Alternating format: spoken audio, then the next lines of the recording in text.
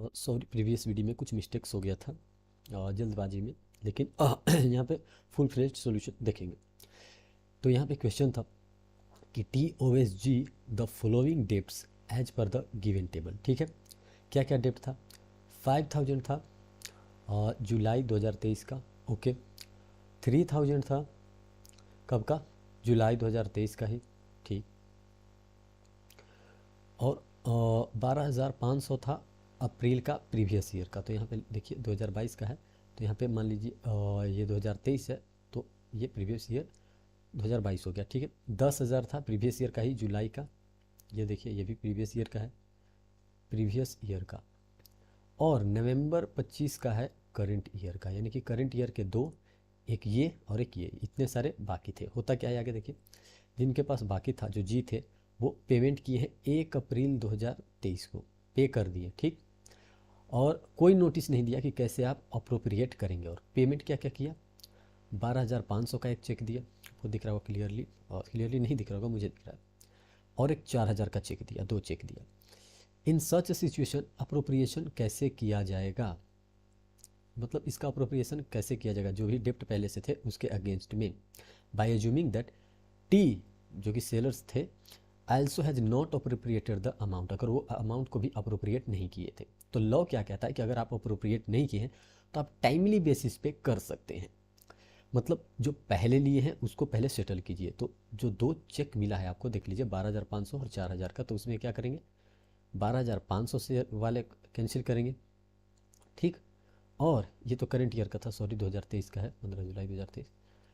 और ये कर लिया। और था, और प्रीवियस ईयर का है आपका 1 अप्रैल वाला हो गया, 15 जुलाई 2023। इसके बाद कौन सा करेंगे? 12,500 के बाद जो अर्लियर है वो वाला, यानी कि 2022 का ही सारा करेंगे। और अगर 2023 का 3 है तो उसमें से जो अर्लियर है वो वाला कर लेंगे। ठीक है, 10,000 वाला कब का है? 2023 का है, 15 जुलाई 2023। पहला जो था वो 12,500 वो सेटल कर लेगा किससे? टाइमली बेसिस पे कर रहा है तो पहले तो करेगा 1 अप्रैल 2022 वाला। ठीक, पहला वो हो गया 12,500, बाकी बचा 4,000। तो 4,000 को से किससे करेगा? तो 4,000 वाले जो भी अर्लियर है, जैसे 1 जुलाई 2023 का है 5,000, 1 जुलाई 2023 का ये 5,000, फिर अगला है 15 जुलाई का और 15 नवंबर का, तो जुलाई वाला ही सेटल करेगा बाकी से। ठीक, टाइमली बेसिस पे करेगा। प्रीवियस सीरियल, हाँ 2023 लिखा हुआ था, 15 जुलाई 2023, तो पहले तो 2022 वाला सेटल कर लेगा। मतलब टाइमली बेसिस पे अप्रोप्रिएशन यहाँ पे करना था, क्योंकि ये यहाँ पे लिखा हुआ था कि टी जो है अभी तक अप्रोप्रिएट नहीं किया है। ठीक, एक सेकेंड।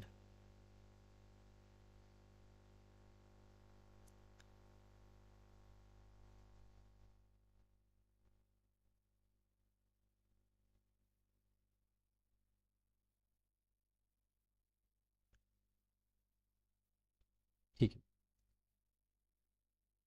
टी अप्रोप्रिएट नहीं किया था इसलिए। अगला देखिए, एक स्टेट गवर्नमेंट है, किसका? एक्स का। The state government of x, एक कोई जगह है उसमें एक गवर्नमेंट है एक स्टेट में, जिसके पास क्या होल्डिंग है? 48 लाख शेयर्स होल्ड है वाई लिमिटेड का, यानी कि वाई लिमिटेड कोई कंपनी है जिसका 48 लाख शेयर गवर्नमेंट के पास है। अब देखिए पेड अप कैपिटल जो है उसका, जिसका ये गवर्नमेंट हेल्ड कर रखी है, वो है 95 लाख शेयर्स। तो 95 लाख शेयर्स का आप 50% करेंगे तो आपको कितना हो जाएगा? 47 एंड समथिंग, यानी कि अगर 48 लाख हेल्ड किया है तो मोर देन 50% है। ये मुझसे मिस्टेक हो गया, तो मैं गवर्नमेंट कंपनी का ही प्रीवियस वीडियो में मैं बताने लगा था। यहाँ पे आपको सब्सिडरी का बताना है कि जो सब्सिडरी होता है वो तो मोर देन 50% हो जाता है, तो सब्सिडरी हो जाता है।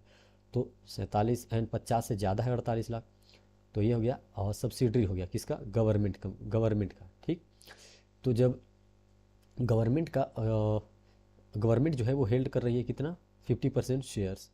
यही है ना, the state government of X, a state in a country is holding 48 lakh shares of Y limited.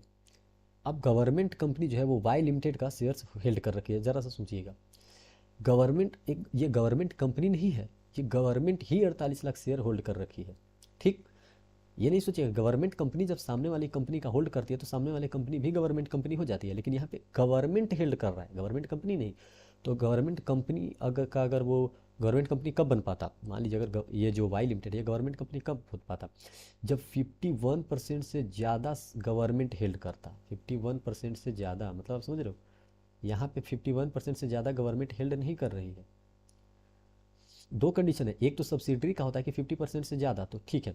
Government जो है अगर किसी कंपनी में 51% से ज़्यादा शेयर्स होल्ड करती है तब होती है वो सब्सिडरी वाली भी गवर्नमेंट कंपनी।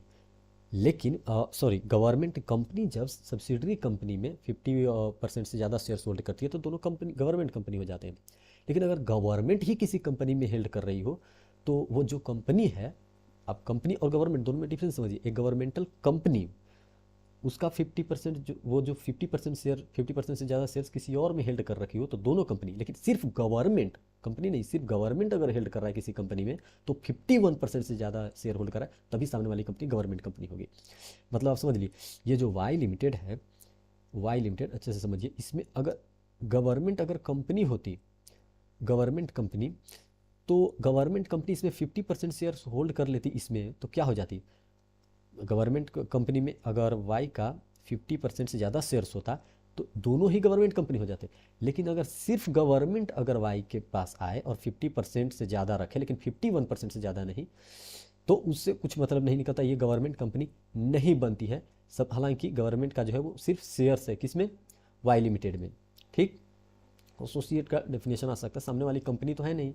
ठीक, तो पेड अप कैपिटल का 9.5 करोड़ उसका पेड अप कैपिटल था, उसका 48 लाख ये हेल्ड करती है। लेकिन ये कंपनी नहीं है, याद रखिएगा, स्टेट गवर्नमेंट है, यहाँ पे कंपनी नहीं है। आगे पढ़ लेते हैं। वाई लिमिटेड जिसका शेयर्स होल्ड कर लिया गया है गवर्नमेंट के द्वारा, इस ये भी 2,50,000 शेयर्स हेल्ड करती है जेड लिमिटेड में, which is having share capital of 5 crore of 5 lakh. अब 5 लाख शेयर्स है जेड लिमिटेड के पास। अब इसका शेयर्स वाई लिमिटेड हेल्ड कर रही है 2,50,600। 2,50,000 से तो मोर देन 50% है, यानी कि वाई लिमिटेड का जेड जो है वो सब्सिडरी हो चुका है। समझ गए। ऊपर वाले में सब्सिडरी क्यों नहीं हुआ, आप समझिए। ऊपर कंपनी रहेगी तो तभी तो नीचे वाली भी सब्सिडरी होगी, यानी दोनों कंपनी की जरूरत है, होल्डिंग भी कंपनी होनी चाहिए, नीचे सब्सिडरी भी कंपनी होनी चाहिए। अब अगर ऊपर सिर्फ गवर्नमेंट है तो वो कंपनी गवर्नमेंट तभी बनेगी जब 51% वाला क्राइटेरिया ये वाला फुलफिल होगा। और 50% वाला कब फुलफिल होता है, जब सामने वाली गवर्नमेंट नहीं, गवर्नमेंट कंपनी होती। ठीक, और यहाँ तो मोर देन 50% शेयर्स होल्ड कर रही है कौन, वाई लिमिटेड जेड में, तो क्या हो जाएगी, वाई लिमिटेड हो जाएगी होल्डिंग, और एक्स क्या हो जाए, जेड क्या हो जाएगा, ये हो जाएगा सब्सिडरी। फिर देखते हैं, बोल रहा है कि Z private limited claimed the status of subsidiary company of Y limited as well as government company. देखिए, गवर्नमेंट कंपनी तो होल्डिंग कंपनी नहीं है किसकी, वाई की।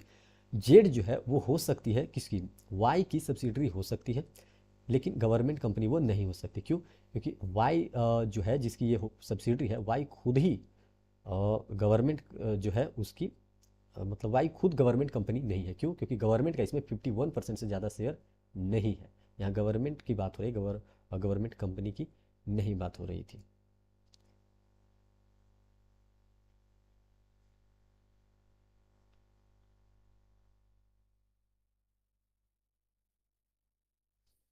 चल तो रही, वीडियो स्टॉप है।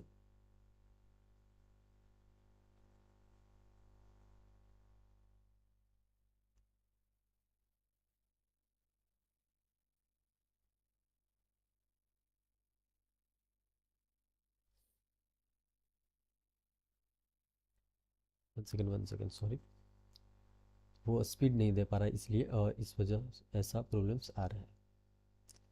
बट नो प्रॉब्लम, आप सुन लेंगे तो आपको क्लियर हो जाएगा।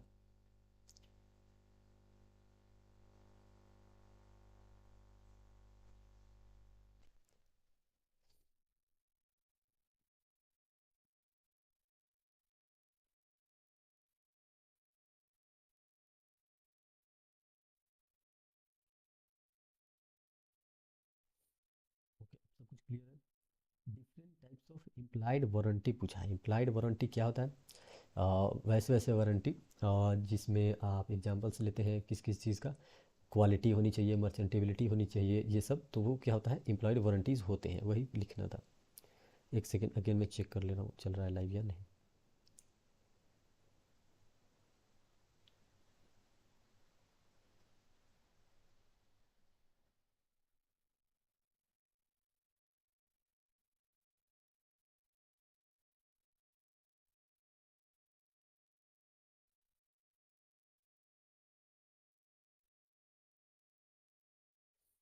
स्टॉप करके, but you can skip this portion, आप आगे थोड़ा सा बढ़ सकते हैं और आपको अच्छे से चलेगा।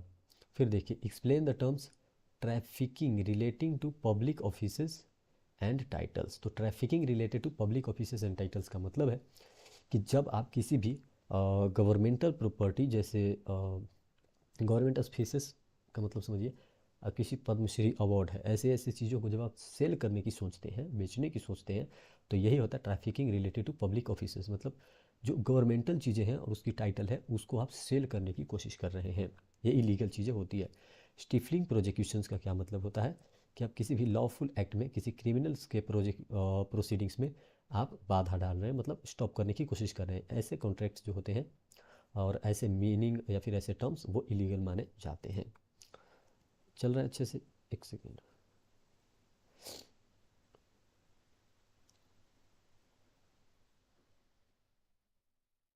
ठीक था आज का पेपर? आज का पेपर ठीक था? ठीक है, चल रहा है ठीक से?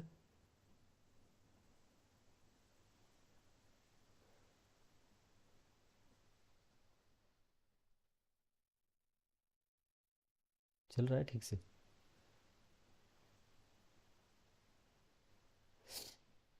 ठीक है, ठीक, थोड़ा सा आगे बढ़ता हूँ, चल रहा है, आई थिंक सो। तो trafficking relating to public offices समझ गए आप?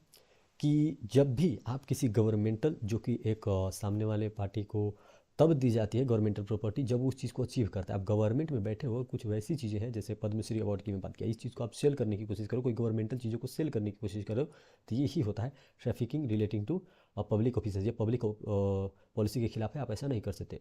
स्टिपलिंग प्रोजिक्यूशन भी वही कहता है कि लीगल चीज़ें हैं जब आप किसी क्रिमिनल्स के प्रोसीडिंग्स को स्टॉप करने की कोशिश कर रहे हो।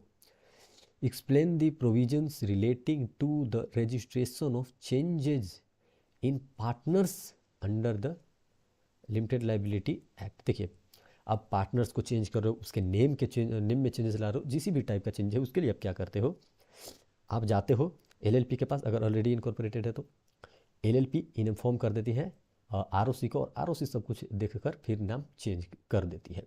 ठीक है, सिंपली आप जो है, रजिस्ट्रार जो है वो मेन फैक्टर है। रजिस्ट्रार के पास सब कुछ टाइटल जो भी है सबमिट करते हो। अगर डेजिग्नेटेड पार्टनर्स को अगर आप चेंज कर रहे हो तो उसमें भी सब कुछ जो है वो आप आरओसी पे छोड़ देते हो और आरओसी आपको लीगल वे में चेंज कर देती है। प्रोविजंस थे 3-4 लाइन, उसमें लिखना रहता है कैसे आप अप्लाई करते हो, कैसे प्रिस्क्राइब टाइम आपको दिया जाता है, ये सब। Again I think video is buffering. No, no buffering. ठीक, बोलिए भैया, बीसीआर का फॉर्मेट के लिए कितने मार्क्स मिलेंगे? अच्छे खासे मार्क्स मिल जाएंगे बीसीआर के लिए भी, अगर आप अच्छे से लिख रखे हैं तो आपको अच्छा मार्क्स मिल जाएगा।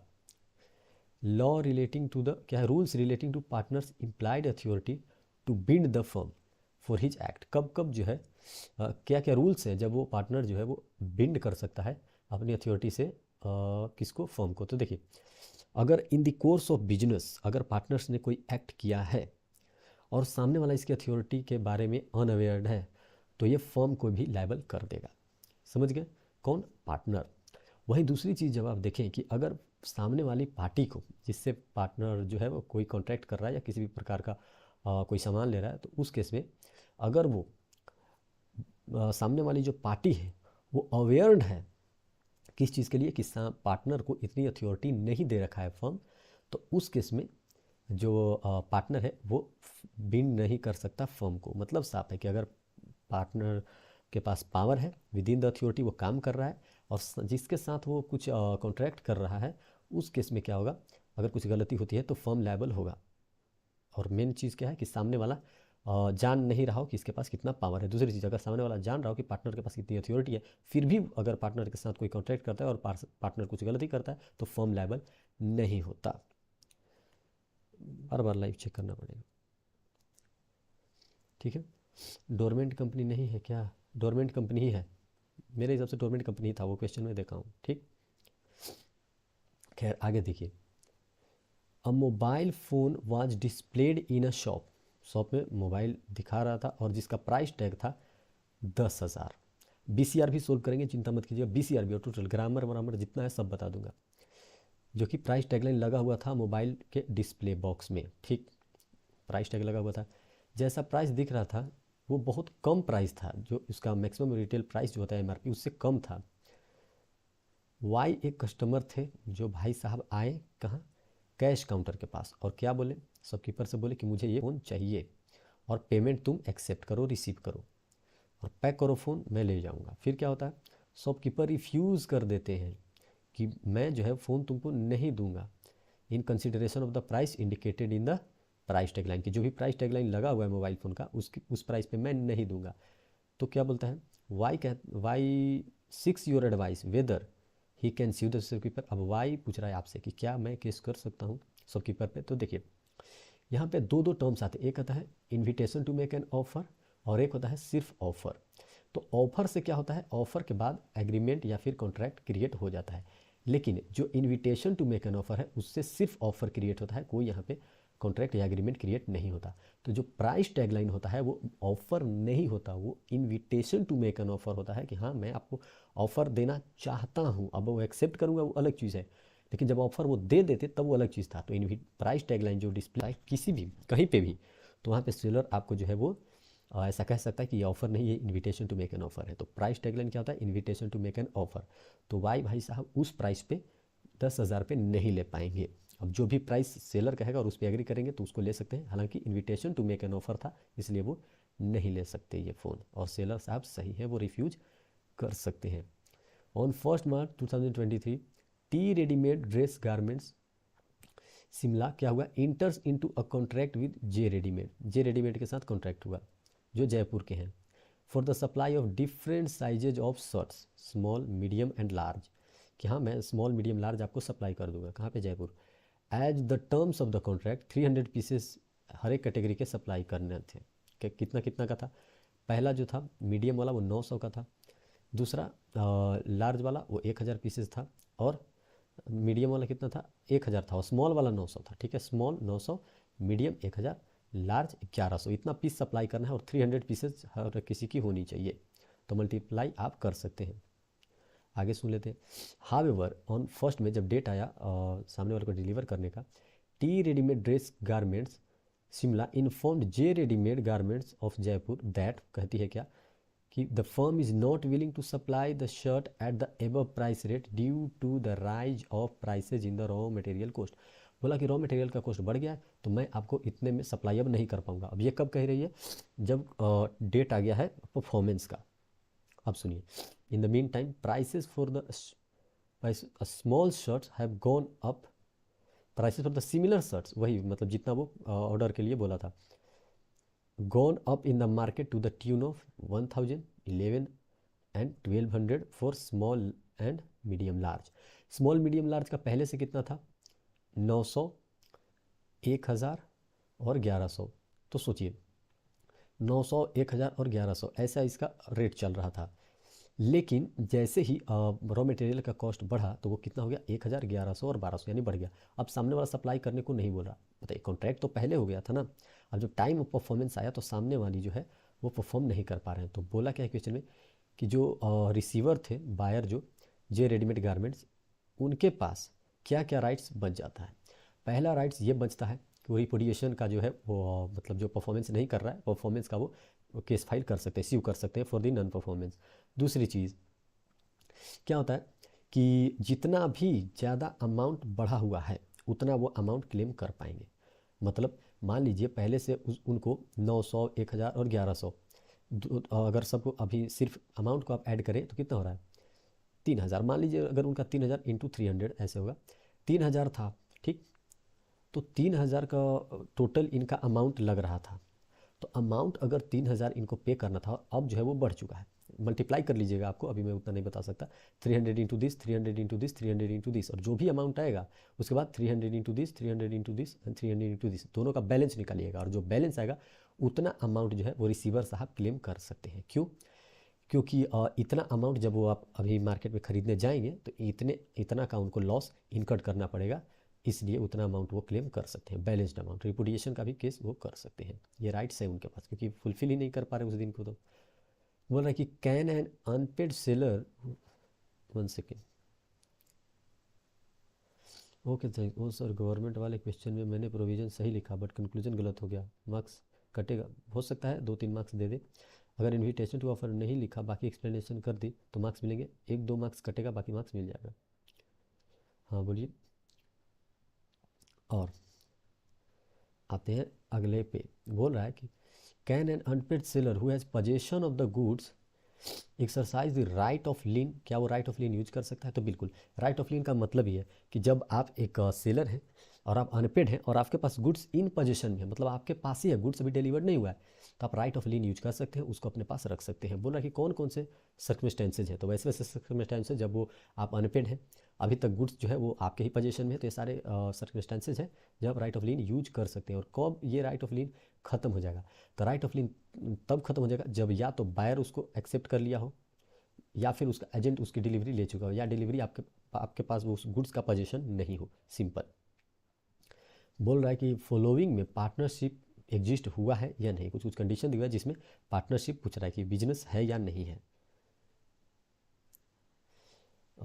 सर कल के रिवीजन से आज का पेपर इजी गया, thank you so much, 100% paper cover हुआ। हाँ कल मैं इस पे भी डिस्कस किया था ना, क्या था वो, कल का जो मैं रात में लगभग 4 घंटे में लाइव रहा था, उसमें मैं बता दिया था आपको अप्रोप्रिएशन ऑफ पेमेंट, ये सबसे क्वेश्चन, स्टिफलिंग प्रोजेक्यूशन भी कोई पूछा था, उसको भी बताया था मैं क्या होता है, वो सब कुछ मैं बता दिया था, और उसी से रिलेटेड क्वेश्चन भी है। अब देखिए पार्टनरशिप बताना है, XYZ जो है वो एग्री करते हैं कि प्रॉफिट्स हम इक्वली शेयर करेंगे, यानी XYZ सभी प्रॉफिट लेंगे, लेकिन लॉस के लिए वो बोले हैं कि अगर कुछ लॉस होती है, इफ़ एनी, अगर कुछ लॉसेज भी हो जाती है तो बॉर्न करेगा x alone. Is it a case of partnership? देखिए पार्टनरशिप यही कहता है कि प्रॉफिट और लॉसेस दोनों शेयर करेंगे। इसमें क्या है, प्रॉफिट्स भी शेयर हो रहा है, ठीक। और इसमें आप ये लेकर चल सकते हैं कि जब प्रॉफिट सारे पार्टनर ले रहे हैं तो यहाँ पे पार्टनरशिप तो है, ठीक। दूसरी चीज़, यहाँ पे लॉसेज एक ही बियर कर सकता है, तो यहाँ पे ये भी हो सकता है कि ये पार्टनरशिप है या नहीं। तो इफ़ एनी, अगर कुछ लॉसेज होगी तो ही एक्स बियर करेगा, अगर नहीं होगी तो सारी तीनों को प्रॉफिट शेयर करेंगे सारे। हो सकता, इसमें लग रहा है मुझे कि ये पार्टनरशिप है। क्यों है? क्योंकि प्रॉफिट तो शेयर कर ही रहे हैं सारे, तो कंडीशन हो सकता है, अगर इफ़ एनी लिखा हुआ है यहाँ पे कि अगर होता है तो, अगर नहीं होता है तो सारे ही प्रॉफिट शेयर करेंगे, तो सारे जब प्रॉफिट शेयर करेंगे तो पार्टनरशिप है मेरे ख्याल से। दूसरी चीज़ है कि एक पब्लिशर है जो कि एग्री होते हैं कि to publish a book at his own expenses, कि मैं खर्चे करूंगा और पब्लिश करूंगा जो भाई वाई तुम लिखोगे, यानी कि बाई वाई से अभी पैसे नहीं ले रहे हैं, वो खुद बियर कर रहे हैं एक्सपेंसेस, एंड टू पे वाई, पब्लिश करने के बाद मैं आपको पे कर दूंगा हाफ ऑफ द नेट, जितना नेट प्रॉफिट होगा, मतलब मैं पब्लिशर हूँ, मैं खुद खर्चे कर रहा हूँ, मैं आप मुझे लिख कर दीजिए बुक, मैं पब्लिश कर दूंगा और आधा आपको प्रॉफिट दे दूंगा। Does this create a relationship of partnership between X and Y? देखिए पार्टनरशिप तो नहीं क्रिएट हो रहा, क्यों? क्योंकि दोनों जब बिजनेस करते हैं ना और सेम टाइप के और एक सब कुछ शेयर करते हैं, ट्रू टेस्ट ऑफ पार्टनरशिप पढ़ेंगे, म्यूचुअल एजेंसी होनी चाहिए, तो क्या एक दूसरे के ये एजेंट है?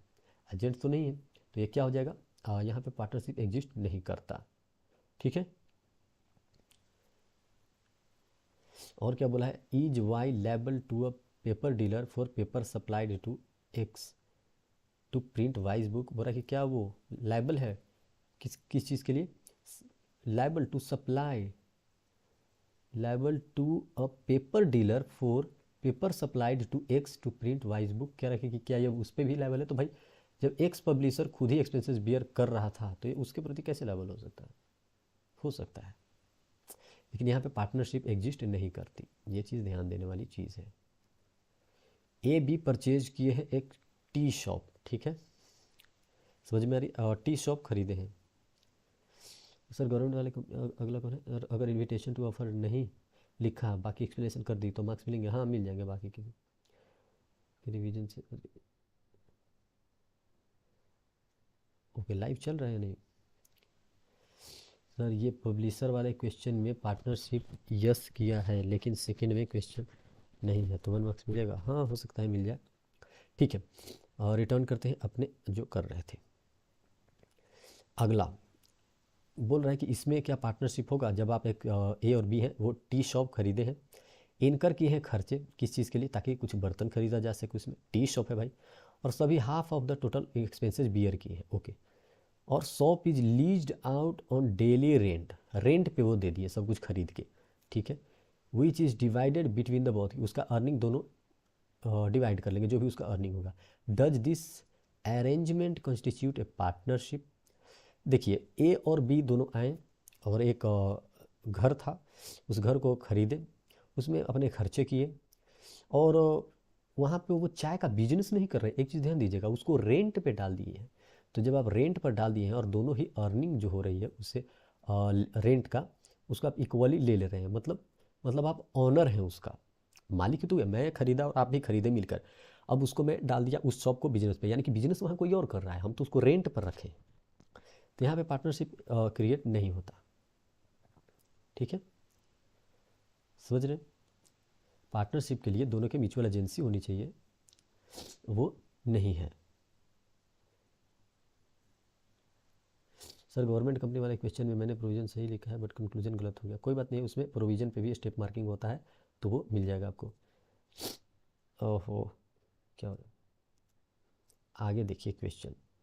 एक्स एक फर्नीचर डीलर है, डिलीवर किए फर्नीचर वाई को अंडर एग्रीमेंट ऑफ सेल। ठीक है भाई, सेल हो जाएगा, और वाई को वो सेल के लिए किसको भेजे हैं? फर्नीचर को डिलीवर कर चुके हैं। Y had to pay the price of the furniture in the 3 instalment में वाई को जो है वो पे करना था पैसे। As per the terms of the agreement the furniture will become the property of Y on payment of the last instalment. कि जब तक लास्ट इंस्टॉलमेंट नहीं होता, इसका ऑनरशिप जो है, इसका प्रॉपर्टी जो है, मतलब ऑनरशिप, वो वाई को नहीं जाएगा जब तक लास्ट पेमेंट ना हो जाए। Before the Y had paid the last instalment वो पे ही नहीं किया था, वो सेल कर दिया फर्नीचर। बताइए, इसके पास टाइटल आया था भी नहीं? तो टाइटल जब आप नहीं आया था, तो आप रियल टाइटल ट्रांसफ़र भी नहीं कर सकते हैं। और सेल किसको किया? जेड को, who purchase it in good faith, जो कि गुड फेथ में परचेज कर लिया था। ठीक है, आगे देखते हैं। एक्स जो है वो केस किया जेड के against for the recovery of furniture on the ground that Z had no title to it. सही बात है, जो टाइटल है वो इसी के पास था। किसके पास? एक्स के पास। वाई के पास तो टाइटल गया भी नहीं था। तो जब वाई के पास टाइटल नहीं गया था, और क्यों नहीं गया था? क्योंकि लास्ट पेमेंट वो नहीं किया था, और जब तक लास्ट पेमेंट नहीं करता तब तक इसके पास टाइटल नहीं आता। तो इसके पास टाइटल नहीं है, तो रियल टाइटल ट्रांसफ़र भी नहीं कर सकता। ट्रांसफ़र ऑफ टाइटल आप समझ सकते हैं। तो बोल रहे हो on the basis of provision of the sales of goods act बताना है। तो भाई जब उसके पास टाइटल नहीं था, तो वो रियल टाइटल ट्रांसफ़र भी नहीं कर सकता। ठीक है, तो एक्स भाई साहब बिल्कुल सही है। 1 सेकेंड, मे बी 2.5। सर आगे का क्वेश्चन करा तो रहा हूँ सर। लॉ में क्वेश्चन में फुल मार्क्स मिलते हैं क्या? मिल जाते हैं, अगर हर चीज़ बिल्कुल लॉ के लैंग्वेज में लिखोगे तो मिल जाएगा। अदरवाइज आप 5 मार्क्स का है तो 4 मार्क्स एक्सपेक्ट कर सकते हो, अगर सही सही है तो। सर एक्ट में मैंने बीआरएस में पासबुक क्रेडिट के बेसिस में पूरा बीआरएस बनाया, कितना मिलेगा? पासबुक के बेसिस पे? क्रेडिट पे नहीं, पासबुक डेबिट के बेसिस पे बनाते तो पूरा होता। हालांकि अगर क्रेडिट के बेसिस पे भी आप बनाए हैं लेकिन आइटम सही होगा, तो उसमें 2 या 3 मार्क्स कटेंगे और बाकी नंबर मिल जाएगा। क्योंकि अगर क्रेडिट पे ऊपर वाला लिए हो और एज पर पासबुक ही बनाए हो, तो प्लस माइनस तो सही ही किए होगे बाकी के आइटम्स के, तो नंबर मिल सकता है। अगेंस्ट बी स्टेंडर क्या होता है? R agrees to sell and deliver 1000 kgs tomato at the rate 100 per kg which shall be delivered on 15 July. ठीक है, 15 जुलाई को डिलीवर करना था। Due to the rise of the prices of tomato in the market R delivered only 700 tomato. 700 ही tomato deliver किया 15 जुलाई को, जिस दिन को उसको डिलीवर करना चाहिए था। And agrees to deliver the balance in the next month, की आगे बाकी का जो है नेक्स्ट मंथ में डिलीवर कर दूंगा। बी 700 एक्सेप्ट भी कर लिया। अब आगे क्या हुआ?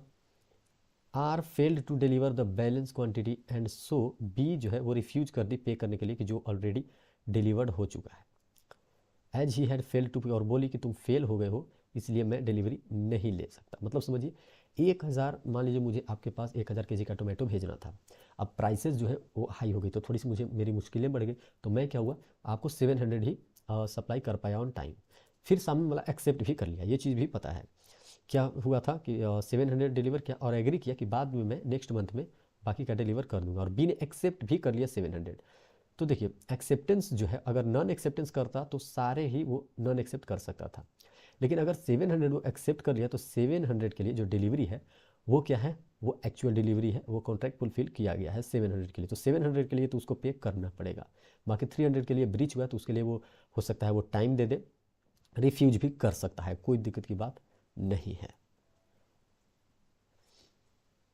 और सर एक्ट में मैंने ये था नहीं सर, और क्या क्रेडिट साइड में करने से मेरा प्लस वाला सारा माइनस एंड वाइस वर्सा हो गया, तब तो दिक्कत हो जाएगा ना, सारा उल्टा हो जाएगा तो आंसर ही नहीं मैच करेगा।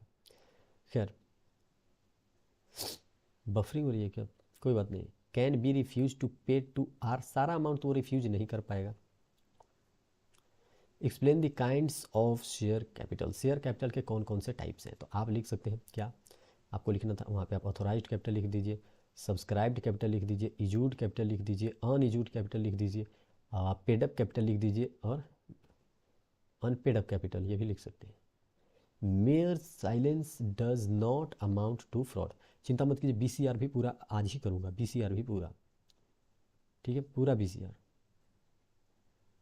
ओके, पूरा कंप्लीट बीसीआर करूँगा आज, तो वो चिंता मत करिएगा। आते हैं, mere silence does not amount to fraud, explain the statements as per the provisions contained in the Indian Contract Act 1872, करके मेयर साइलेंस जो है वो फ्रॉड नहीं होता, कब, जब तक ये ड्यूटी टू स्पीक ना हो, ये चीज़ लिखना था simple, mere silence is not a fraud until it is a duty to speak. अब ड्यूटी टू स्पीक में भी कुछ पॉइंट्स आप लिख सकते थे, क्या हो सकता था ड्यूटी टू स्पीक, जब फिडुशियरी रिलेशनशिप की बात हो, जब बायर आपसे कुछ इंटीमेशन दे रहा हो, आपसे पूछ रहा हो, तब आपको बोलना चाहिए। और क्या हो सकता था, जब मान लीजिए इंश्योरेंस की जो पॉलिसी होती है उसमें अगर आप कोई कॉन्ट्रैक्ट हो रहा है तो उस केस में बोलना ज़रूरी हो जाता है। और शेयर्स अलॉटमेंट ये सब में जब प्रोस्पेक्टस इशू होता है तो उसमें भी ये सब कुछ जो है उसमें आप लिख सकते थे। बोला कि state the rules that should be observed by the partners in settling the accounts of the firm after dissolution, जब डिजोल्यूशन हो जाता है तो वो क्या करेंगे।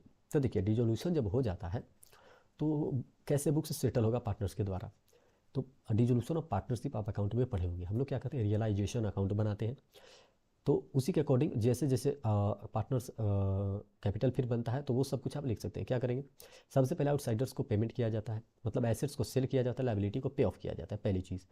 उसमें जो भी आउटसाइडर्स हैं जो लोन प्रोवाइड कर रखे हैं उनको हम पे कर देते हैं, लोन पे करने के बाद जो भी बचता है वो सारे पार्टनर्स ले जाते हैं, जैसे जनरल रिजर्व ये सब है वो डिस्ट्रीब्यूट होता है, और कैपिटल में जितने बैलेंसेस बनती है वो अपने रेशियो के अनुसार लेकर चले जाते हैं। तो ये सारा बुक्स ऑफ सेटलमेंट था। एमकेटी एक प्राइवेट लिमिटेड है, कंपनी है, registered under the company act, कब 5 जनवरी 2021 को, कंपनी अभी बिजनेस स्टार्ट नहीं की है, ठीक है। On 7 January 2023 notice has been received from ROC for non filing form of INC 20 है। अच्छा, identify the category under which MKT private limited formed, मतलब या फिर क्लासिफाइड, तो कौन सा है, तो ये तो डोरमेंट कंपनी हो गई क्योंकि इनएक्टिव कंपनी है ना, काम भी नहीं कर रही अभी तक, लेकिन INC इसको फ्रेम करना है, तो ये क्या हो गई, ये हो गई डोरमेंट कंपनी, समझ रहे हो। 1 सेकेंड, तो यहाँ पे लॉ खत्म होता है, BCR हम शुरू करेंगे। सर मैंने साइलेंस में मैंने एक्सेप्शंस भी लिख दिया, हाँ लिखना ही था, 5 नंबर का था। काइंड्स ऑफ कैपिटल में सर प्रेफरेंस शेयर कैपिटल और इक्विटी शेयर कैपिटल लिखा है। Share capital,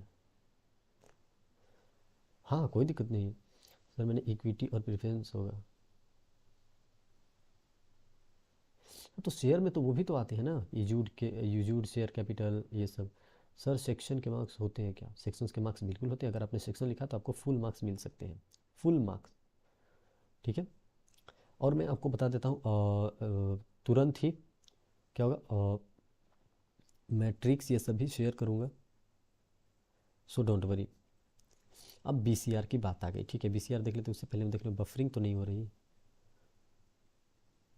no no buffering, ठीक, तो BCR भी करेंगे, ठीक है, तो टेंशन मत लीजिएगा, अभी BCR तुरंत शुरू करेंगे, ठीक।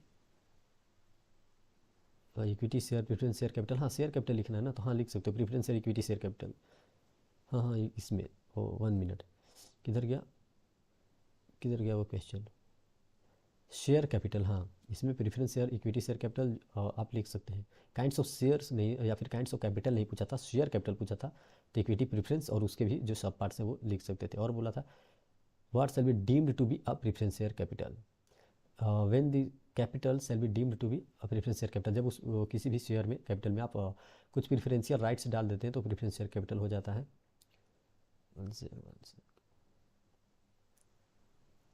ठीक है, सही लिखे हैं तो कितने मार्क्स कट होंगे, सर नहीं लिखे तो कितने मार्क्स, सेक्शन नहीं लिखिएगा तो उतना ज़्यादा नहीं, मैक्सिमम कर सकता है तो 1 मार्क्स, इससे ज़्यादा आपका कट नहीं किया जा सकता। 5 काइंड्स थे शेयर कैपिटल के, हाँ ठीक है।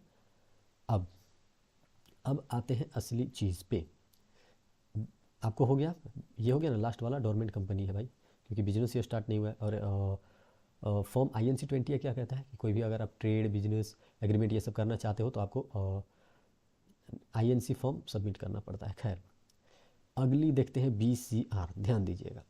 तो BCR में फर्स्ट क्वेश्चन तो ये किसका था, पैसेज वाला था, तो इसका तो क्वेश्चन ऊपर से आप खोज लिए होंगे।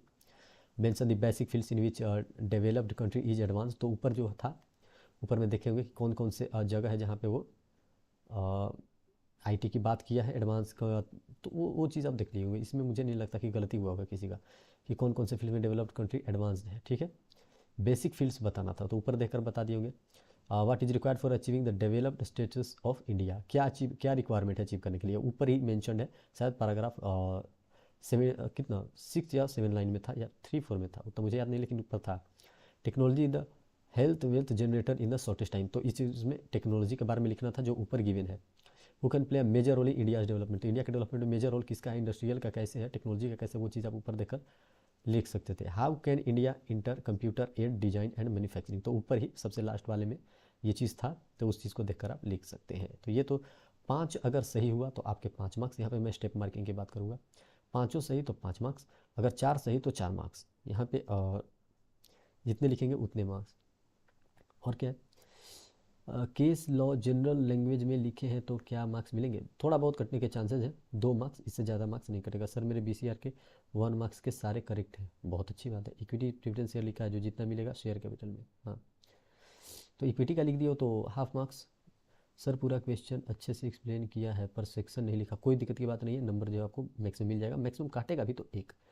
भैया मेरा पेपर अच्छा नहीं गया, लास्ट में सब भूल गया, ओके नो प्रॉब्लम। और क्या, इक्विटी प्रेफरेंस शेयर लिखा है तो कितना नंबर मिलेगा, भाई वही तो शेयर कैपिटल का वो भी तो पार्ट ही है, ठीक है, नंबर मिल जाएगा, चिंता मत कीजिए। खैर, अगली क्वेश्चन पे बढ़ते हैं। ये हो गया।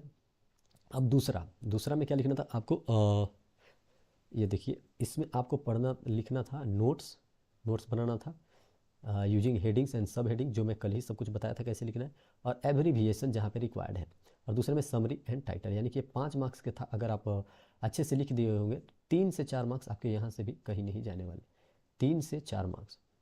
मैं डाउन पे इसलिए चल रहा हूँ क्योंकि मान लीजिए अब आप कुछ, जब आप हेडिंग सब हेडिंग्स ये सब लिख रहे होंगे, जब आप नोट्स मेकिंग बनाए होंगे तो उसमें थोड़ा सा प्रॉब्लम हो सकता है, ठीक है, या फिर कम आप लिखे हो, ज़्यादा लिखना था सब हेडिंग्स, और हो सकता है एक तो छूट भी गया हो, तो उस केस में मैं 2 मार्क्स लेस लेकर चल रहा हूँ कि 3 मार्क्स तो आपको कन्फर्म दे देगा अगर आपने नोट मेकिंग बनाया है, हेडिंग सब हेडिंग के साथ एब्रीविएशन भी यूज किया है जहाँ पे रिक्वायर्ड था, और समरी और टाइटल दे दिया है, तो 3 मार्क्स आप यूजली एक्सपेक्ट करते हैं, 3 मार्क्स। और इसी से तो बनाना था, तो कुछ नहीं करना था, कोई कोई एक लाइन उठाते आप, कोई लाइन उठाते टेलीविजन और उससे रिलेटेड जितनी चीज़ें थी लिख देते ऊपर, बेनिफिट्स ऑफ टेलीविजन, फिर नीचे लिख देते it can be very useful to the people who carefully choose the sows, यानी कि आप ऐसा भी लिख सकते थे कि हेल्पफुल फॉर द सोज, और हेल्पफुल को शॉर्ट कर देते।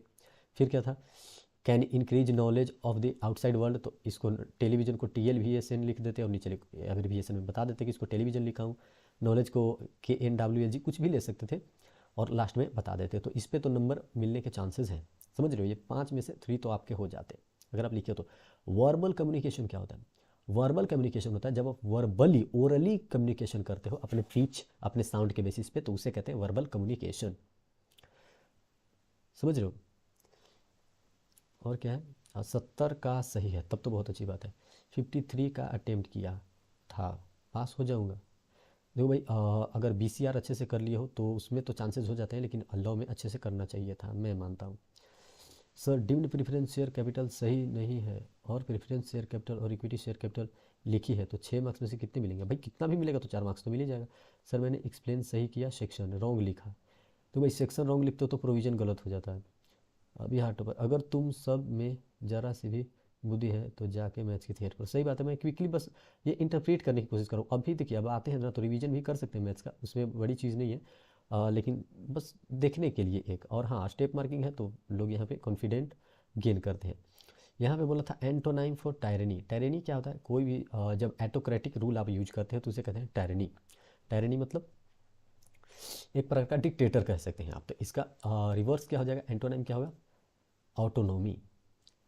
यस, ऑटोनोमी, ऑटोनोमी का मतलब होता है डेमोक्रेटिक तरीके से किसी के राइट्स ये सब को, प्रिविलेजेस को मेंटेन करके रखना, ठीक है, राइट्स ये सब, तो टायरनी का ये एंटोनाइम। साइनोनाइम तो पूछा नहीं था। अगला बोला था कि करेक्ट कीजिए, if he came to me I would have given him a pen, इसका करेक्शन करना है। तो भाई पास्ट की बात कर रहा है, तो if he had came to me, had लग जाएगा। If he had came to me I would have given him a pen, had लगा देते, ये करेक्ट हो जाता। ठीक, इफ ही हैड, क्योंकि वुड की बात कर रहे हैं ना यहाँ पे, देखिए I have given, I would have given, तो पास्ट की तो हैड लग जाता। रूट वर्ड ऑफ एंथ्रोपोलॉजी, यानी कि एंथ्रोपोलॉजी का रूट वर्ड कहाँ से ओरिजिनेट हुआ है, तो ये हुआ था एंथ्रोप से, एंथ्रोप से हुआ था ये, हाँ एंथ्रोप से ही हुआ है मेरे ख्याल से, एंथ्रोप से ही, तो ये करेक्ट आंसर है।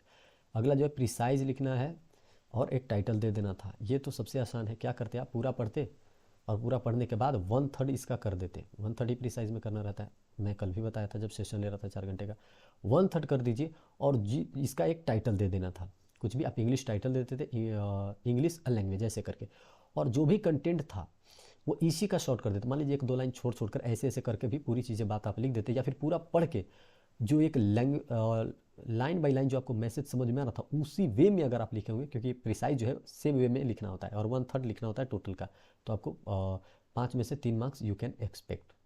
अब ऐसा कहोगे सिर्फ 3 मार्क्स, तो देखो टोटल पूरी तरीके से करेक्ट होगा तो आपको 4 या 5 मार्क्स देगा, लेकिन अगर आप एज यूजुअल आप पढ़े उसको शॉर्ट किए और थोड़ा बहुत इधर उधर हुआ तो 3 मार्क्स, इससे ज़्यादा नहीं। अगर आप पूरी अच्छे तरीके से प्रेजेंट किया तब तो भाई आपका 4 to 5 मार्क्स कन्फर्म।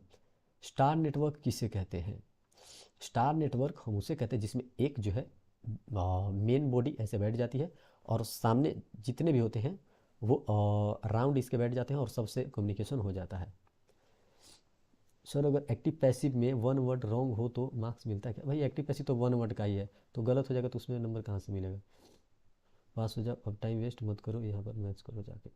ठीक है चले जा सकते, कोई मोस्ट इंपॉर्टेंट पेपर इको है जो कट ऑफ कराने में हेल्प करता है, जो हुआ वो जाने दो, सही बात है, जो हो गया वो जाने दो। अरे भाई तुम गलत आंसर क्यों बता रहे, किसका गलत बताए, किसका, सही तो है, एंथ्रोप से ही तो आया है एंथ्रोपोलॉजी मेरे हिसाब से, और ये सब प्रिसाइज ये सब तो खुद पे डिपेंडेंट है, आप जैसे लिखोगे वैसे आपका जो है वो मिला होगा। खैर अगला देखते हैं, choose the word which is the best, which expresses the best meaning of the given word. क्या, फेरी, फेरी का मतलब होता है किसी भी चीज़ को पहुंचाना, ठीक है, भेजना, तो उसका मेन क्या हो जाएगा, ट्रांसपोर्ट मेरे हिसाब से फेरी का। भाई गलत क्या बताया भाई, वरुण प्रसाद, भाई फर्नीचर वाला, फर्नीचर वाला,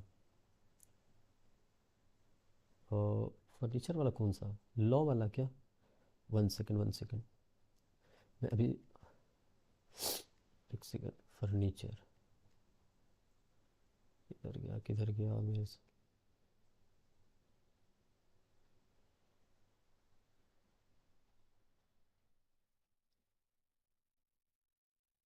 हाँ सही तो है यार, इंस्टॉलमेंट में रियल टाइटल जिसका होगा वो लायबल होगा, जिसके पास रियल टाइटल नहीं है वो कैसे ट्रांसफ़र कर सकता है टाइटल। गुड फेथ में था, अच्छा वो गुड फेथ वाला था वो। ओके देखिए आगे देख लेते हैं, क्या था, my friend said to me has your father return from Calcutta, इसका इनडायरेक्ट में कन्वर्ट करना है, ये देखिए इनडायरेक्ट में,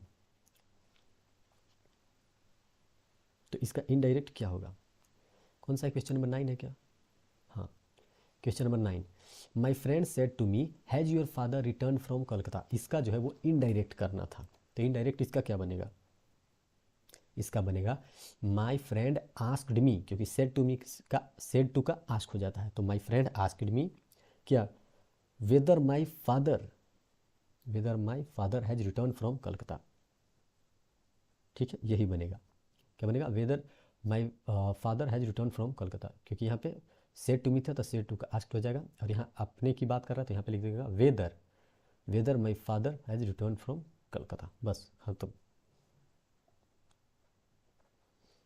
ये बनेगा इसका इनडायरेक्ट। और दूसरा देखिए पैसिव में टर्न कन्वर्ट करना है इसको पैसिव में, क्या, please sit here and wait till I return, इसका क्या बनेगा, जस्ट थिंक अबाउट इट, कि please sit here and wait till I return, इसमें ये बनेगा कि till I return you can seat here, या फिर ऐसे लिख सकते हैं you can seat here till I return,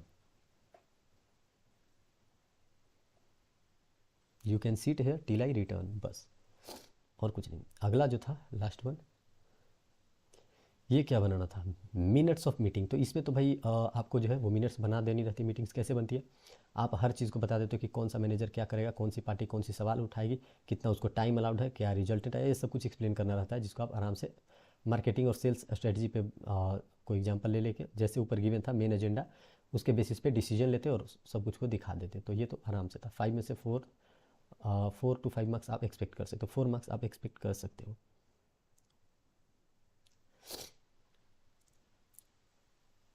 मेरे पास पीडीएफ है पर सिलेबस बाकी है, मैं वहीं से किया था और मैं पास हो गया था। ठीक है, मैथ में 60 ठीक है।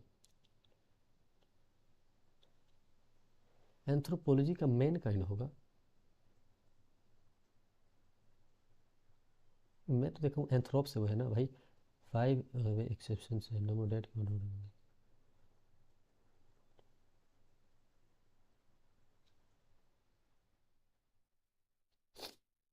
हायर परचेज वाला है ना, अच्छा गुड फेथ में परचेज किया था, अच्छा हाँ गुड फेथ में परचेज किया था, उसको मिल जाएगा। खैर आगे देखते हैं। टाइटल ट्रांसफ़र की बात कर रहा था वहाँ पे, main agenda of the meeting, ये एजेंडा वाला हो गया। अगला देखिए, how organisation structure becomes a barrier to communication, कैसे बैरियर हो सकता है कम्युनिकेशन का, क्योंकि स्ट्रक्चर बैरियर हो सकता है सामने वाले एक वाल के बाहर हो और एक अंदर हो। मतलब स्ट्रक्चर जो है वो एक समझिए कि हर पर्सनल जो एक ऑर्गेनाइजेशन में काम करता है, एक सीक्वेंस एक चेन में, उसको प्रॉब्लम क्रिएट कर सकता है। ठीक है, तो ऑर्गेनाइजेशन जो है वो बैरियर बन सकता है कम्युनिकेशन का। कुछ लोग अलग बैठे हो, कुछ और अभी ऑर्गेनाइजेशन के कुछ ऐसे रूल्स हो तो जिसके वजह से सामने वाले को प्रॉब्लम हो, तो वो जो है वो इसमें लिखना था ऑर्गेनाइजेशन का स्ट्रक्चर कैसे वो हो सकता है बैरियर। तो ऑर्गेनाइजेशनल स्ट्रक्चर में किसी को अगर खुद से ऐसा लग रहा है कि मैं नहीं समझ सकता, उसको वो अलाउड नहीं है, तो ये सब पॉइंट्स लिखना था। 2 ही नंबर का है तो इसमें तो उतना ज़्यादा लिखना नहीं है, 4-5 लाइन लिख दीजिएगा, आपका 2 मिल जाएगा। यहाँ पे करना है active to passive, they forced him to steal the money out of his dad's room, इसका क्या होगा, he was forced by them to steal the money out of his dad's room, यही इसका पैसिव बनेगा। क्या, he was forced, they forced him, इसका अगर उल्टा करेंगे तो he was forced by them to steal the money out of his dad's room. बस चेंज करना था पैसिव में, पैसिव में एक्टिव में, एक्टिव में इसको चेंज करना है एक्टिव में। तो एक्टिव में चेंज करना है तो let the class not be disturbed, class को डिस्टर्ब नहीं करना, तो इसका क्या बनेगा, let the class not be disturbed, do not disturb the class, simple. क्या, do not disturb the class, let the class not be disturb, do not disturb the class हो जाएगा। फॉलोइंग को किस में चेंज करना है, डायरेक्ट में। क्या गिवन है, the boys exclaimed with Joy, ये कब होता है, ये हुर्रे के केस में होता है। तो द बॉयज हुर्रेज दैट, क्या, वे हैव वोन द मैच, मतलब एक्सक्लेम्ड विद जॉय के केस में क्या आता है, द बॉयज सेड होगा ना, the boys said hurray, the boys said hurray that they had वोन द मैच। तो दे का क्या बनेगा, वी हैव, समझ लो, दे का क्या हो जाएगा, दे का हो जाएगा वी और हैड का हो जाएगा हैव, यानी कि द बॉयज सेड, क्या बोला, the boys said hurray we have won the match, यही बनेगा इसका। और अगला जो था ये क्या लिखना है, फिनेंस बारे, फिनांस मैनेजर थे आप लिमिटेड, किसका, XYZ का, A to Z complex limited नागर, ये सब जगह का नाम है, ईमेल है इतना इतना। Your company is going to distribute 500 laptops to a research institute under corporate CSR। ठीक है, right and enquiry letter to Z limited इनके complex in India for supply of, सामने वाले से सप्लायर को आप लेटर लिख रहे हो तो लेटर लिख रहा था, फॉर्मल लेटर आप लिख देते और अपना एड्रेस अपना पोजीशन, सामने वाले का एड्रेस, उसका पोजीशन, डेट, सब्जेक्ट लिखकर ऑर्डर का टोटल, सैल्यूटेशन सैल्यूटेशन नहीं डालते, सब्जेक्ट लिख देते और डिलीवर्ड के लिए, इंक्वायरी के लिए आप कर सकते थे, कोई दिक्कत नहीं। पारा लैंग्वेज क्या होता है? पारा लैंग्वेज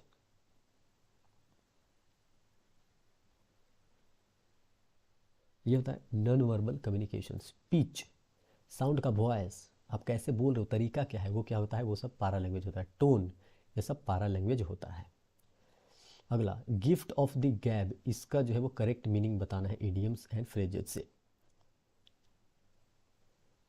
इसका मतलब होता है कि आप कितना इंटेलिजेंट है, आप कितने अच्छे तरीके से बोल सकते हैं। तो talent for speaking, I think so, talent for speaking. Red letter day, red letter day, one second one second, कितने मार्क्स मिलते हैं? अच्छा खासा मिल जाता है, 10 मार्क्स का है तो 4-5 आप एक्सपेक्ट कर ही सकते हो। सर ग्रेस मिलता है क्या? मिल सकता है, लेकिन गलती रहेगा तभी तो ग्रेस मिलेगा। हालांकि ऐसा भी कंडीशन है कि अगर कुछ गलती की है ऐसे ही तो वो ग्रेस दे देती है, अगर आप फेल हो रहे हो तो 1-2 मार्क्स वो दे देती है, ऐसा सुना। तो मैक्सिमम केसेस में ये नहीं होता, बहुत आप लकी होंगे तो अभी तो ही आपको पास कर देती है ऐसे ग्रेस देकर। खैर, लौटते हैं उसी पॉइंट पे। क्या था अगला? रेड लेटर डे, इसका क्या करना है? इसका भी वही इडियम्स एंड फ्रेजेस बताना है। रेड लेटर डे, कौन सा डे, किस डे को कहते हैं? तो रेड लेटर डे एक इम्पॉर्टेंट डे जो होता है ना, जो आपके इसेंशियल डे होता है, उसी को कहते हैं। तो I think an important day is the correct option, red letter day का। Select the correct meaning of the collocation given below. Dollar diplomacy, अच्छा देखो, डॉलर डिप्लोमेसी का क्या मतलब होता है कि मैं कुछ सप्लाई कर रहा हूँ, मतलब मान लीजिए कंट्री दूसरे को सप्लाई कर रही है, मनी भी सप्लाई कर सकती है, ताकि अपनी क्या होता है उसे, ओहो, कि मतलब हेल्प करने के लिए, ठीक है, मैं अगर हेल्प करने के लिए, अपना एस्टाब्लिशमेंट करने के लिए कुछ पे कर रहा हूँ, तो इसके लिए इसी को शायद डॉलर डिप्लोमेसी कहते हैं। हालांकि ये तो अमेरिकन वर्ड है ना, डॉलर डिप्लोमेसी। गो बैंकरप्ट, बैंकरप्ट होना ये तो नहीं हो सकता। हेल्प के केस में होता है जहाँ तक मेरा ख्याल है, सामने वाले को आप हेल्प करते हैं किसी कंपनी को, प्रॉफिट अर्निंग, मेक मनी और कैश फ्लो। कैश फ्लो होगा क्या, हो सकता है, हालांकि इसमें मैं श्योर नहीं हूँ। हेल्प का ही होता है जिसमें एक दूसरे को हेल्प करते हैं। खैर अगला देखते हैं। The number of women in the police force seems insufficient, especially when we see in the increasing involvement of women in terrorist activity. ठीक है, तो आर्टिकल लिखना 250 वर्ड में about Hindustan Chronicle on the need of having more women in the police force. Police force में ज़्यादा women को लाने के लिए आपको आर्टिकल लिखना। तो पूरी आर्टिकल्स आप फैक्ट पे लिखते हैं। आर्टिकल जो है ना वो फैक्ट पे लिखा जाता है। आर्टिकल का मतलब ये, जो भी आप लिखोगे वो फैक्चुअल चीज़ें लिखोगे, वैसा नहीं कि लेटर की तरह लिख देते, नहीं। फैक्ट की चीज़ें बात करते हैं, कुछ कुछ इवेंट्स जो कंट्री में हो चुकी है, तो फैक्चुअल चीज़ें आप बता देते तो यहाँ पे आपके अच्छे खासे मार्क्स मिलेंगे, 5 मार्क्स के। तो अगर आप अच्छे से नहीं भी लिखेंगे, थोड़ा बहुत गलती भी होगा, तो 3 मार्क्स तो आप एक्सपेक्ट कर ही सकते हो। इंपॉर्टेंट टॉपिक सब्जेक्ट टीचर ने कहा था, पर कुछ नहीं पूछा एग्जाम में, टीचर्स ने कहा था। नो नेम सेम, भाई इकोनॉमिक्स का बता दो ना, बता कि मेरी भाई इसकी कुछ।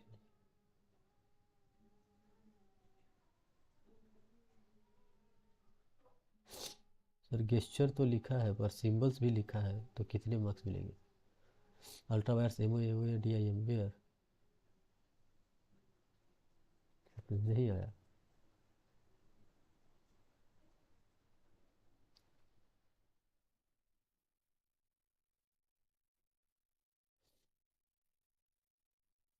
ग्रेस ऐसे नहीं मिलते, बोलो तो भाई, बहुत स्लो चल रहे हो। सब कुछ तो हो गया आपके, आप तो पूरा पेपर में बता दिया, पूरा पूरा ख़त्म हो गया आई थिंक। ग्रेस मिलता है, ग्रेस देखिए, ग्रेस हर किसी को तभी मिलेगा जब एक्चुअली में क्वेश्चन गलत सेट होता है। और दूसरा पे देखिए, अब लॉ का पेपर में अब आप ग्रेस सोच रहे हो, देखिए वो ओवरऑल रिजल्ट पे डिपेंड करता है। ऐसे इंडिविजुअल भी कभी कभी हुआ है जब किसी को ग्रेस मिला हो, ऐसा नहीं है।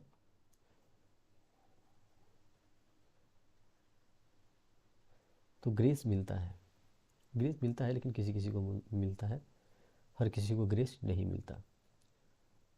और कोई डाउट है? आर्टिकल में मिनिमम 3 मार्क्स, मिनिमम 3 मार्क्स, हाँ मिनिमम मैं कह रहा हूँ, क्योंकि अगर आप अच्छे तरीके से लिख देंगे तो 4 5 भी दे सकता है। और ग्रेस के लिए मैं कंफर्म कर दूं, ग्रेस यूजुअली ऐसे ऐसे ही नहीं दे देती। वो आपके पेपर पे जब उनको पता चलता है कि हाँ हो सकता है उनको रॉन्ग पेपर उनसे बन गया, एक दो चीज़ें गलत प्रिंट हो गया, तो वैसे में ग्रेस देती है। हालांकि ऐसे भी केसेस देखे गए हैं जहाँ बच्चे ने सोल्व कम किया हो और उसको मार्क्स थोड़ा 2 3 ज़्यादा मिल गया हो, ऐसा भी देखा गया पास्ट में, आपको पता भी होगा।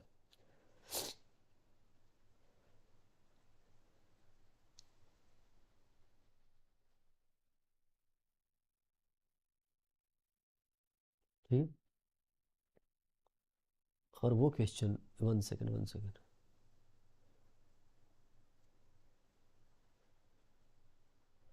किधर गया, लॉ से था वो फर्नीचर वाला, गुड फेथ में वो परचेज़ किया था ना।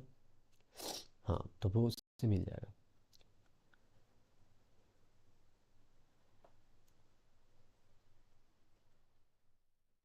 और एनी डाउट्स? इकोनॉमिक्स में 80 प्लस चाहिए एग्रीगेट के लिए, हाँ भाई एग्रीगेट देखो, और इकोनॉमिक्स में एक्चुअली आप 100% कर पाओगे आप, मैं बता रहा हूँ मिनिमम, आपको मैक्सिमम टाइम लगेगा भी। ब्रो अनपेड सेलर में कौन से सेक्शन लिखने थे? भाई अनपेड सेलर में सेक्शन, यही सेक्शन वो वाला लिखना था जिसमें आप अनपेड हैं तो आप राइट ऑफ लीन यूज कर सकते हैं। अगर सेक्शन नहीं भी लिखे हो, सारे प्रोविजन लिख दिए हो, तो नंबर आपके मिल जाते हैं, ठीक है।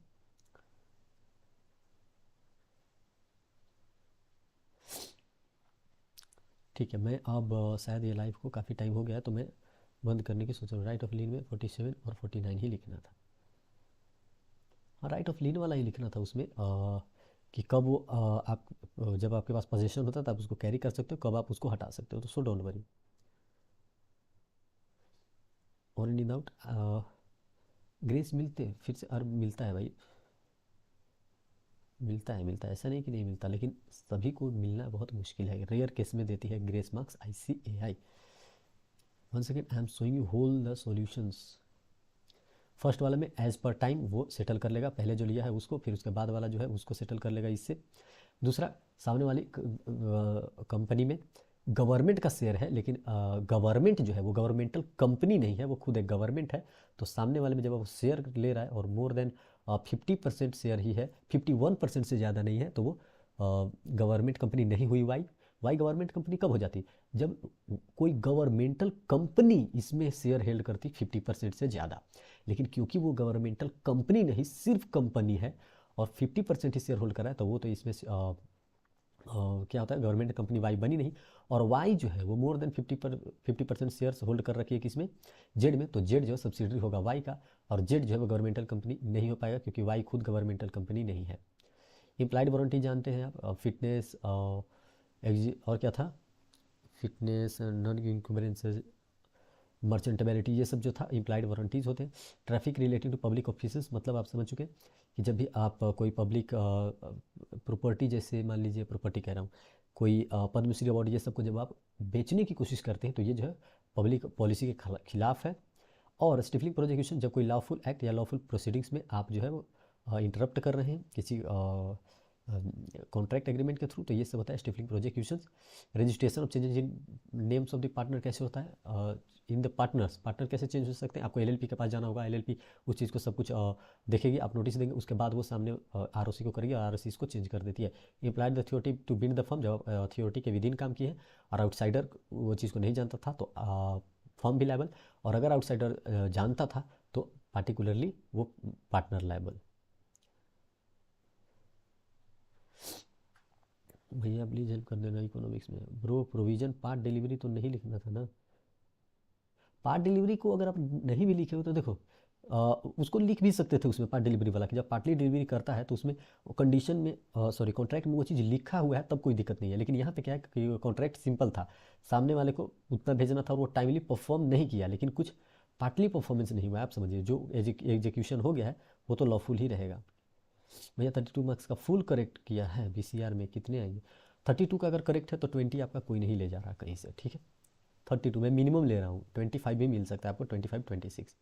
मैथ्स का होगा भैया, प्लीज़ हेल्प कर दो कि 40 मार्क्स मिले। देखो मैथ्स का मैं ट्रिक बता दूंगा, ठीक है, ट्रिक्स उसमें। और कौन सा है सब्जेक्ट, उसमें ट्रिक बता दूंगा। टाइम वैल्यू ऑफ मनी में LR में आप समझ रहे हैं, उसमें मैं ब्लड रिलेशन में ट्रिक बता दूंगा, तो चिंता मत कीजिएगा, ठीक है।